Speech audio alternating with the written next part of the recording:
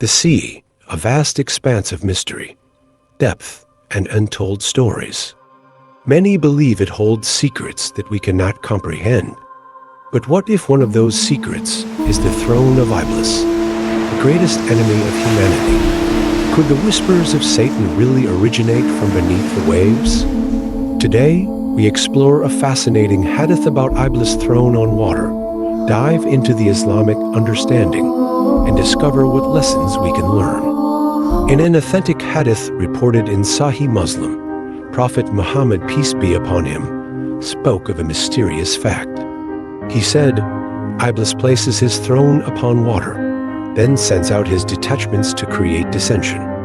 The closer a person is to him in creating corruption, the more honored they are in his sight. But what does this hadith mean, and why water? This hadith has sparked curiosity and debate for centuries. Could this mean that Iblis, the Shaytan, physically sits on a throne under or above the sea? Or is it a metaphor for something more profound? Islamic scholars have long pondered this mysterious hadith. Some suggest that the mention of water is symbolic, representing chaos and the unknown fitting as Iblis thrives on chaos. Others argue that this could be a literal throne, located above or near a body of water, perhaps the sea, where Iblis commands his legions of evil spirits and whisperers who sow discord among humans. Ibn Taymiyyah and other prominent scholars believe that this hadith could indeed indicate a real location, but emphasize that the more important focus is not on where Iblis' throne is, but on his efforts to mislead humanity. To understand the meaning of this hadith, we need to explore the role of Iblis, or Shaytan, in Islamic theology. In Islam, Shaytan represents more than just an individual enemy. He embodies all forms of evil, whispering temptations into the hearts of humans, urging them towards sin, pride, and deception. From the first moments of creation, Iblis rebelled against Allah's command.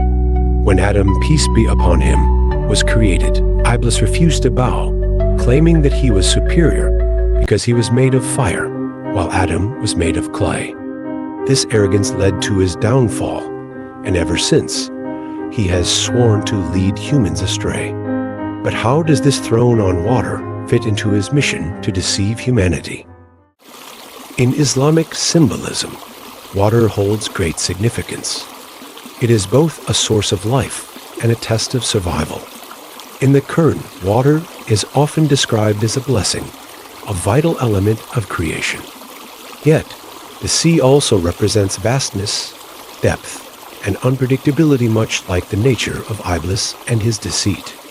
Perhaps the sea in this hadith is symbolic, representing the deep, hidden nature of Iblis' evil.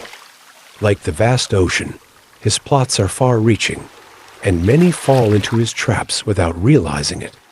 Just as one can be overwhelmed by a storm at sea, one can be overwhelmed by the whispers of Shaytan if not careful. But is the throne of Iblis literally upon the sea, or is it a metaphor? Some scholars, like Imam Al-Qurtubi, suggest that the throne being on water could be literal, indicating that Iblis has made his base in a place far from human civilization deep in the ocean, where he operates in secrecy. Others believe it's more symbolic, that the sea represents the vast and chaotic world in which Iblis operates, constantly moving and never settling, much like the unpredictable waves of the ocean. What's more important than the location of Iblis' throne is the effect of his influence. As the hadith says, he sends out detachments as armies of devils to spread corruption. The more successful they are at causing dissension, the more honored they become in Iblis' sight. This includes spreading division within families, communities, and nations. Iblis doesn't need to be physically present to cause destruction. His methods are subtle, whispers of envy, anger, pride, and arrogance that lead to much greater chaos.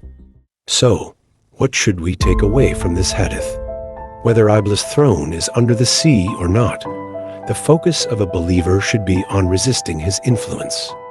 We are warned of his traps, but through prayer, seeking refuge in Allah, and following the guidance of the Qur'an and the Sunnah, we can protect ourselves from his deceit. Islam teaches us to stay vigilant. Shaytan is our declared enemy, and his goal is to pull us away from Allah's path. But by staying connected to Allah, remembering him constantly, and seeking refuge in him, we can overcome any deception, no matter where Iblis may be operating from.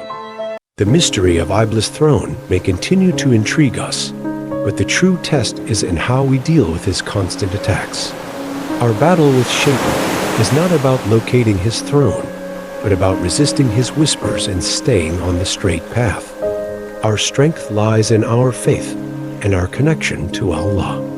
As we reflect on this hadith, let us remember to arm ourselves with knowledge, prayer, and steadfastness, for the greatest victory over Shaytan is staying true to Allah's guidance.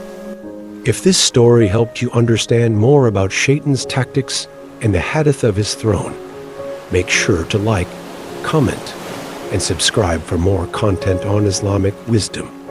Share your thoughts. Do you think Iblis' throne is literal or symbolic? Let's explore together. Jazakallah khair for watching. Stay safe from Shaytan's traps, and I'll see you in the next video, inshallah.